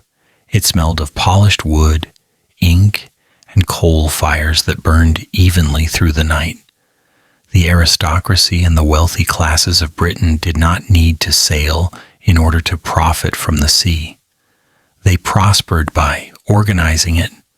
While sailors learned the moods of water, these men learned the moods of markets. They did not memorize tides. They memorized routes, contracts, risks, and margins. Their relationship with the sea was indirect, abstracted, and therefore far more comfortable. The danger existed, but it existed on paper, where it could be managed with signatures rather than muscle. Ownership mattered more than experience. To own a shipping company was to own movement itself. To invest in maritime insurance was to turn uncertainty into revenue. Loss did not end profit. It structured it. Ships might sink, cargo might vanish, but premiums were collected regardless. The sea's unpredictability became a business model. Risk was no longer something to endure. It was something to price. This transformation was subtle but profound. The water that exhausted dockworkers enriched men who never touched it. And this arrangement felt perfectly natural within a society that prized organization above participation. Many of these families lived close to the river, but not too close. Close enough to feel connected, far enough to remain undisturbed. Their houses faced inward toward courtyards and streets, rather than outward toward docks. Windows were designed to admit light, not noise. From these rooms, decisions were made that affected ships crossing entire oceans. Routes were approved, schedules tightened, costs were trimmed. None of this required hearing metal strike hull or rope burn skin. Distance was not ignorance, it was insulation, carefully maintained. Money from the sea flowed quietly into drawing rooms, private schools, concert halls, and parliamentary benches. Children were educated in institutions funded indirectly by maritime trade. Music was played in halls built from profits that had crossed the Atlantic in cargo holds. Laws were debated by men whose fortunes depended on keeping those same routes stable and profitable. The sea entered politics wearing clean gloves. It spoke softly through influence rather than force. This class did not see itself as exploiting the sea or the people who worked upon it. It saw itself as managing complexity. Order was its justification. Without organization, ships would not sail. Without capital, trade would stall. This logic was not false. It was incomplete. It ignored how unevenly the costs were distributed. When losses occurred, they were absorbed differently, depending on where one stood. A shipwreck meant grief and unemployment for some, recalculation for others. The same event registered as tragedy at the dockside and as data in a ledger a mile away. The sea fed both classes, but it did not treat them equally. One paid in hours, strength, and uncertainty. The other paid in investment and received distance in return. This imbalance did not require cruelty to persist. It required structure. And structure, once established, rarely questions whom it favors. Chapter 9 ends not with condemnation but with contrast. Two Londons lived by the same water, breathed the same damp air, and depended on the same tides. One heard the sea as labor, the other heard it as opportunity. Both believed they understood it. Only one ever had to face it directly. What made this separation so durable was how rarely it needed to be acknowledged. The wealthy did not deny the labor beneath them. They simply did not need to encounter it directly. Reports arrived already summarized. Risks arrived already quantified. Human effort arrived translated into figures that fit neatly into columns. Distance did the rest.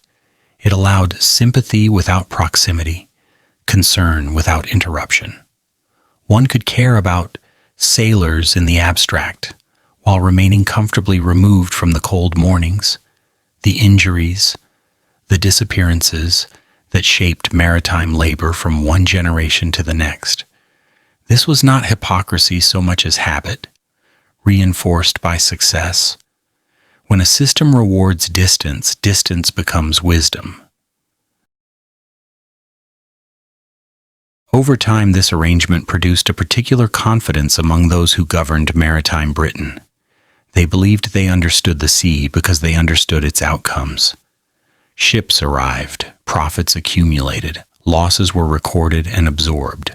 The fact that these outcomes depended on countless unseen bodies moving in exhaustion and uncertainty did not challenge that belief. Those bodies were part of the mechanism, like timber or coal. Necessary, yes. Central, no. The sea was mastered not by confronting it, but by ensuring that confrontation remained someone else's responsibility.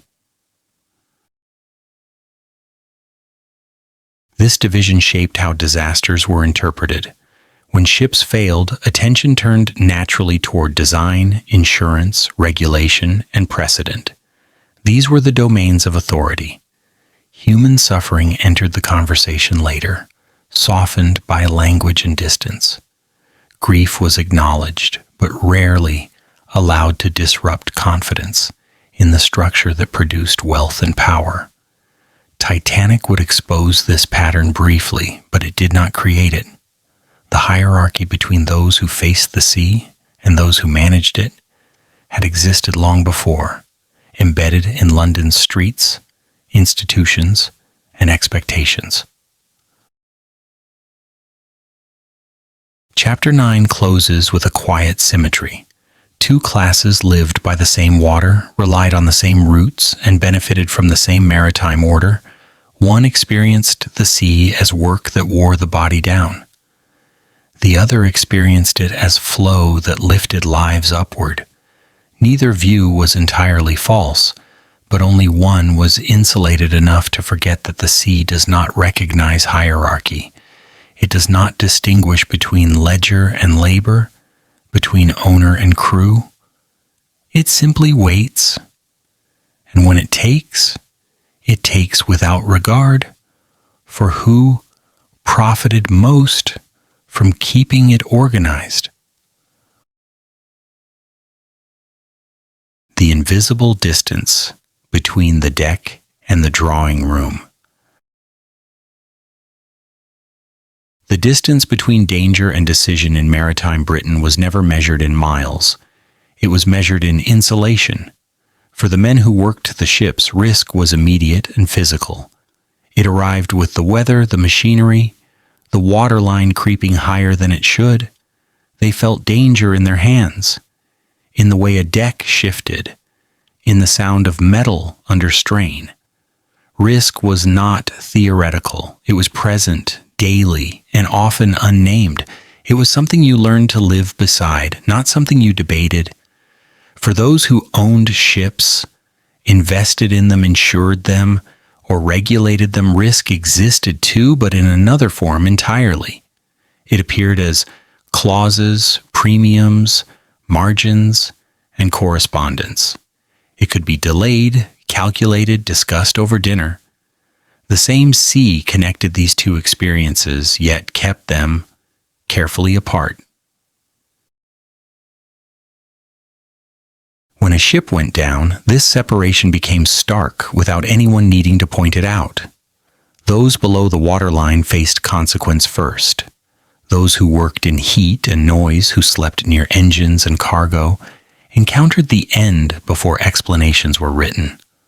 Owners learned later through reports. Insurers learned through claims. Politicians learned through summaries prepared by others.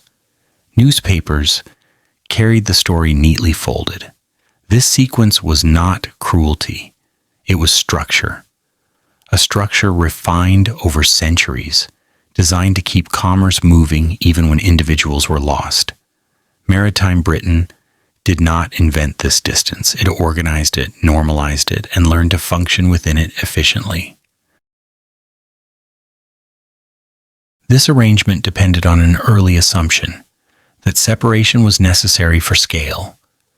You could not run an empire if every risk demanded personal presence. Someone had to remain dry in order to plan.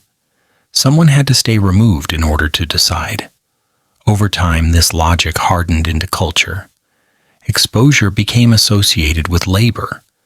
Distance became associated with authority. Neither side necessarily resented the other. The system did not require resentment to persist. It required acceptance. And acceptance came easily when roles were inherited, expected, and rarely crossed. Titanic did not create this divide. It illuminated it. Under the bright lights of inquiry rooms and press attention, the gap between lived danger and managed risk briefly became visible. Testimony revealed how differently the same event was experienced depending on where one stood. For some, it was a night of cold, confusion, and final decisions made without time to think. For others, it was a problem to be examined, a failure to be categorized, a lesson to be extracted and filed. The inquiry spoke of procedures and precedents, because that was the language of those who were accustomed to distance. Chapter 10 ends without accusation because accusation misses the point. The system was not heartless, it was efficient. It was built early, reinforced often, and trusted deeply. Titanic did not expose a lack of morality, it exposed a lack of proximity. The gap between deck and drawing room had always existed. The sinking simply cast enough light to show how wide it truly was, before the lamps dimmed again and the structure quietly resumed its work. What allowed this distance to endure was how rarely it needed to be crossed. Most people lived their entire lives on one side of it or the other. Sailors did not sit in drawing rooms. Owners did not stand watch on freezing decks. Each world developed its own language, its own logic, its own sense of normal. To the worker, danger was part of the job, spoken of briefly and accepted without ceremony. To the owner, danger was an abstraction, something mitigated through planning and absorbed through systems designed precisely so that no single loss would ever feel decisive. Neither perspective was invented to harm the other. Both emerged from a maritime order that valued continuity above intimacy. This separation shaped not only outcomes, but understanding. When catastrophe struck, those closest to it experienced chaos and immediacy, while those farthest away experienced sequence and explanation. By the time reports were written, the sharpest edges had already dulled. Fear became phrasing. Panic became timeline. Death became number. This translation was necessary for governance, but it also created a softness that allowed distance to feel reasonable. The suffering was acknowledged, yet held at arm's length, where it could be discussed without disrupting sleep. Titanic briefly collapsed this arrangement by forcing stories upward into rooms unaccustomed to hearing them. Survivors spoke of locked gates, confusing orders, water rising too fast to interpret instructions. For a moment, lived experience pressed against structured authority. But systems are resilient. They absorb shock by turning it into process. Once the inquiries concluded, the gap quietly reasserted itself. The deck remained the place of exposure. The drawing room remained the place of control. Chapter 10 closes with this quiet recognition. The tragedy was not that people were indifferent, but that the structure did not require them to be present. Maritime Britain functioned because most decisions could be made far from consequence. Titanic illuminated the cost of that distance without dismantling it.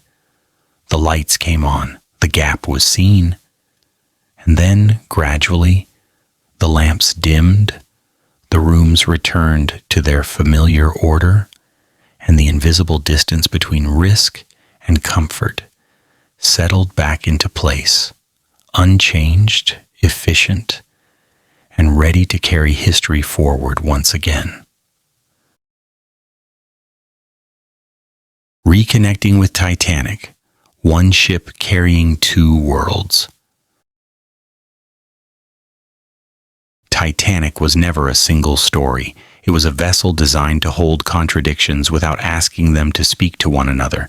In its holds were immigrants carrying everything they owned, folded into bags that smelled of home and uncertainty. On its decks worked sailors whose labor kept the ship moving but rarely entered its mythology. And stored within its steel body traveled wealth belonging to people who would never hear the engines, never feel the heat, never stand watch while the sea pressed against the hull. Titanic carried all of this at once, efficiently, quietly, as if such coexistence were natural. In a way it was. This was how maritime Britain had learned to operate. Many lives moving together, but never equally. When the ship sank, the ocean erased these distinctions for a few hours. Water did not ask who paid for a ticket or who signed a contract. Cold did not recognize class. Fear did not consult ledgers. For that brief interval, everyone aboard occupied the same darkness, the same uncertainty, the same terrible immediacy. The sea did what it always does in moments like this. It simplified. It reduced human complexity to bodies, breath, and time. In that sense, Titanic became honest in a way it had never been while afloat. But honesty at sea is temporary. What followed unfolded along familiar lines. Some returned to London carrying reputations intact, able to explain events in rooms designed for explanation. Some returned with injuries that reshaped the rest of their lives, quietly, without ceremony. And many did not return at all, their absence absorbed into statistics, memorials, and family silences. The divergence began almost immediately, as soon as rescue ended and interpretation began. Testimony favored those fluent in authority. Compensation favored those with resources to pursue it. Memory favored stories that fit established narratives of order, progress, and resilience. The sea had equalized everyone briefly. Society restored separation efficiently. This is why Titanic continues to matter, not because it was the greatest ship or the most tragic loss, but because it momentarily forced two worlds into the same frame. Labor and ownership, hope and administration, exposure and distance. For a moment, they occupied the same water. Afterward, they returned to their respective places, carrying very different outcomes from the same night. Chapter 11 closes without resolution because history rarely offers one. Titanic did not reconcile these worlds. It revealed how tightly they were bound and how quickly they separated again when the water receded. The ship carried them together. The sea took them together. What came after reminded everyone that equality at sea does not survive contact with land. London continued, lives continued where they could, and the memory of Titanic settled into its proper place in maritime history, not as a singular disaster, but as a quiet intersection where two worlds briefly touched, then drifted apart, leaving the ocean unchanged and the structures above it firmly in place. What makes Titanic linger in memory is not only what happened that night, but how clearly it exposes what usually remains hidden. One ship held an entire social architecture inside its steel frame. Above, comfort and distance. Below, labor and proximity. Between them, routines so normalized that few questioned their shape. Titanic did not invent this arrangement. It carried it. It floated it across the Atlantic with remarkable efficiency, and when the ship failed, the arrangement failed briefly as well, only to be reassembled once the survivors reached shore. Some returned to London with stories that would be listened to carefully. Their words entered inquiries, reports, and newspapers. Their version of events became the official texture of memory. Others returned carrying silence instead. Injuries that did not translate easily into testimony, losses that did not fit compensation tables, trauma that settled into daily life rather than public record. And for many families, there was no return at all, just waiting that slowly transformed into knowing, and knowing that hardened into absence. The same night produced honor, survival, obscurity, and disappearance, all at once. This uneven aftermath is not a failure of empathy, so much as a reflection of structure. Maritime Britain had long been organized to preserve continuity rather than equality. Titanic slipped into that pattern naturally. It was mourned, examined, and ultimately absorbed. Its lessons were recorded where they could improve systems. Its human cost was acknowledged where it could be contained. What could not be organized was allowed to fade quietly into private grief. Chapter 11 ends with a simple recognition. Titanic mattered because it momentarily forced a confrontation between worlds that normally passed each other without touching. For a few hours, class, role, and distance dissolved into shared exposure. The sea did not care who belonged where, but land did. And once land reclaimed the story, familiar lines reappeared, steady and intact. The ship is gone, the water closed. London remained. The two worlds Titanic carried continued to coexist, connected yet separate, bound together by maritime life but never equally shaped by its risks. And that may be the most enduring truth Titanic left behind, that a single night can reveal everything about a system, but revelation alone does not change how that system chooses to remember, rebuild, and move on. The upper world and the quiet work of extraction. What rarely announces itself in maritime history is extraction, because extraction prefers calm. It works best when it feels orderly, legal, and unremarkable. In London's upper world, wealth did not need to shout. It accumulated softly, through ownership rather than effort, through distance rather than exposure. The sea was generous, but not by accident. Its generosity was organized, routed, priced, and skimmed. Those who lived farthest from the water learned how to benefit from it most consistently. They did not lift cargo, they lifted margins. They did not face storms, they faced meetings. This was not villainy.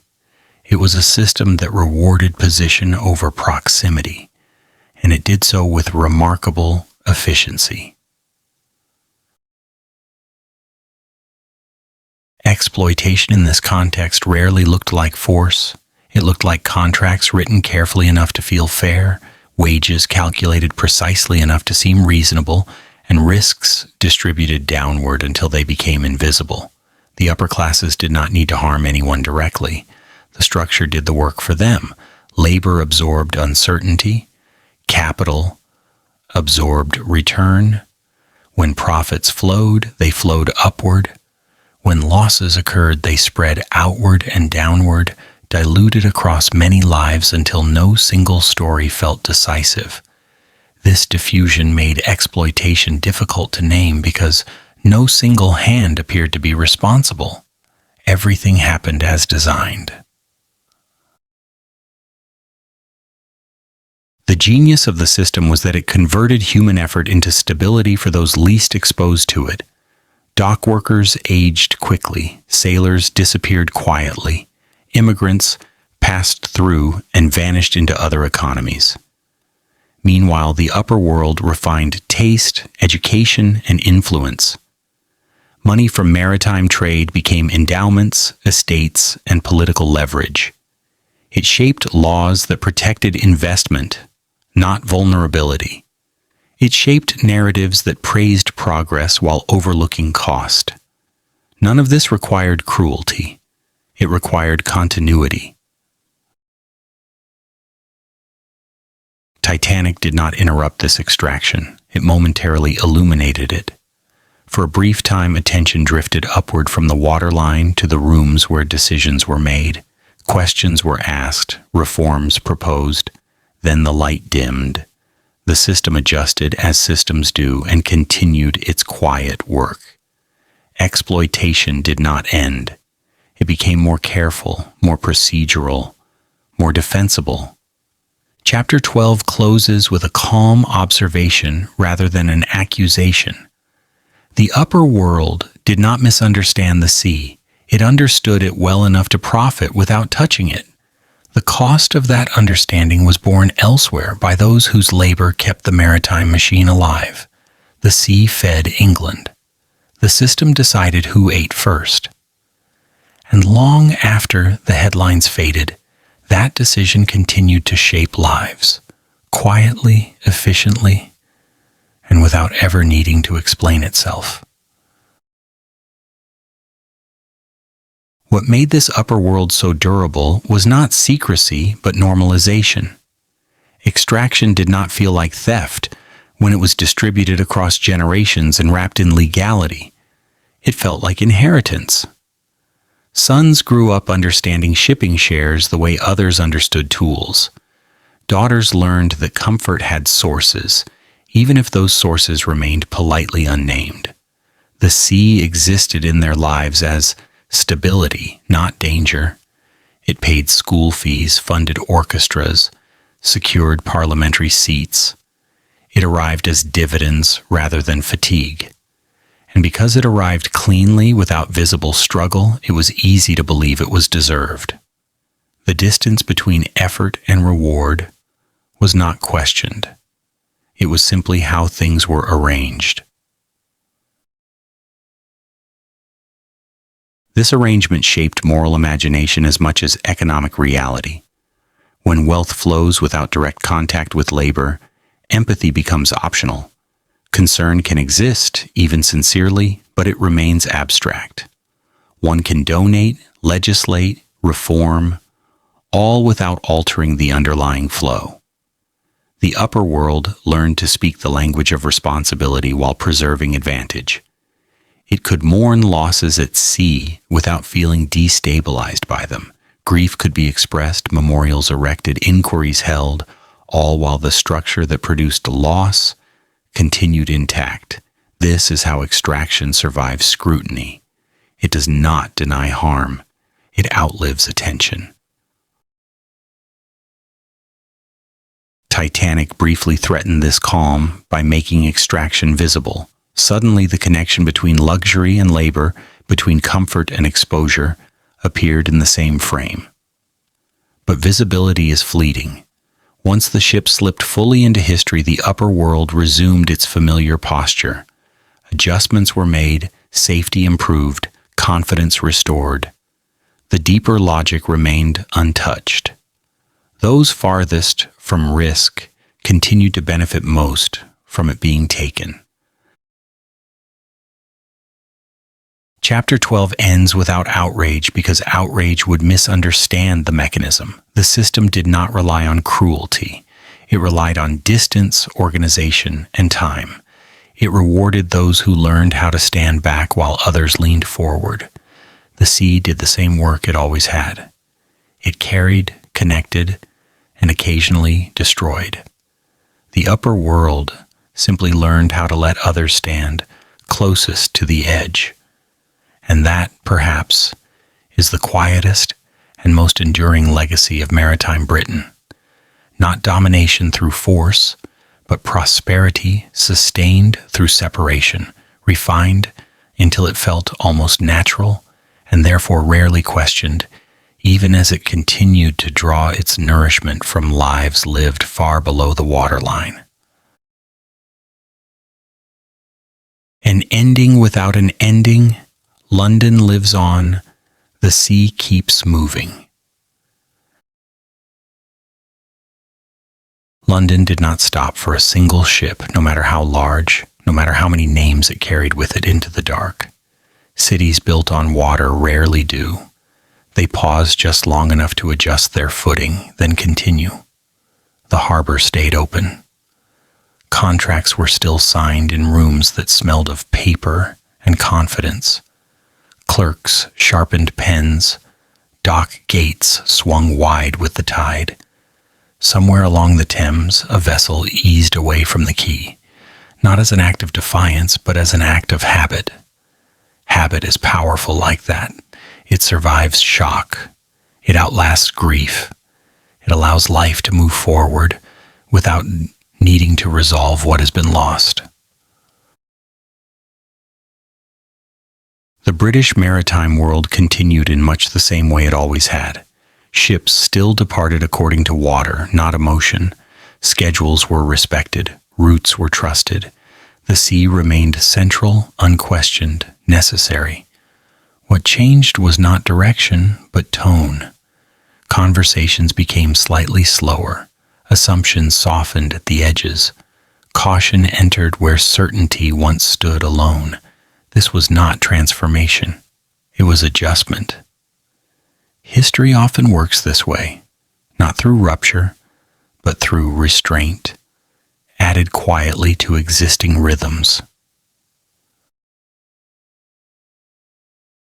London remained awake, even at night.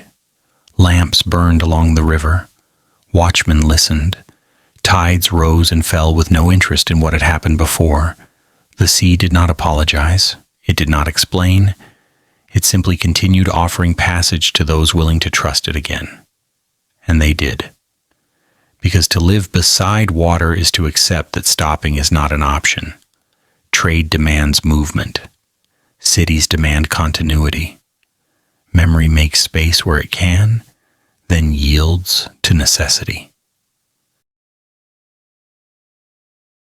Perhaps this is the quietest truth maritime history offers. Empires do not end when ships sink. Systems do not dissolve when lessons are learned. Life resumes, shaped gently by what it remembers and what it chooses to forget. London learned, adjusted, and carried on, its relationship with the sea intact, only slightly more careful than before. The harbor breathed, the tide turned, and history flowed forward, not loudly, not heroically, but steadily, like water moving past stone that has learned, over centuries, how to remain standing. And perhaps that is the quietest thing history ever does. It does not announce when it has finished teaching. It simply resumes its routines and waits to see what is remembered. London lived on not because it had answered every question, but because it rarely asked them all at once. The sea continued to be trusted, not because it had become safer, but because trust was necessary for life to proceed. People returned to work. Ships returned to water. The river returned to its slow, indifferent conversation with stone and steel. Memory settled where it could, unevenly, imperfectly, carried by some and avoided by others. Nothing about this ending is dramatic. That is precisely the point. History rarely closes with revelation. It closes with continuity, with ports opening at dawn, with ropes loosened at the right moment, with hulls slipping free as if nothing had happened, even when everything has. The lesson, if there is one, is not that London ignored the past, but that it learned to live beside it, carefully, selectively, just enough to continue. The sea does not demand understanding. It only waits. It waits for confidence to return, for caution to soften, for systems to grow comfortable again. And when they do, it remains exactly as it always was, wide, patient, uninterested in human certainty. London knows this, somewhere beneath its paperwork and pride. It is always known. And so it moves forward, tide by tide, carrying its history, not as a burden, but as a quiet weight, felt only when the water pulls back far enough to remind the city where it stands. The harbor breathes, the river turns, and the night at last is allowed to end. And perhaps that is the quietest thing history ever does. It does not end with answers. It ends with routine. London does not stop because a ship has sunk. The harbor opens, the tide returns. Work resumes, carefully, almost tenderly, as if the city knows that moving on is not forgetting, but surviving. The sea remains trusted, not because it is gentle, but because life beside water requires trust simply to continue breathing. Memory lingers unevenly, carried by some, set down by others. woven quietly into habits rather than monuments. Nothing about this ending asks for applause. History rarely does. It closes with lamps dimming along the river, with ropes loosened at the right moment, with hulls slipping into dark water, as they always have. The lesson, if there is one, is not spoken aloud. It is felt. Empires do not fall in a single night. They adjust. They learn just enough to keep going. And the sea waits, patient as ever, ready for the next moment when confidence grows. Too comfortable again. If you've been listening this far, thank you for staying in the quiet with me. Wherever you are and whatever shore you're near tonight, may the water around you be calm and the night gentle. Good night.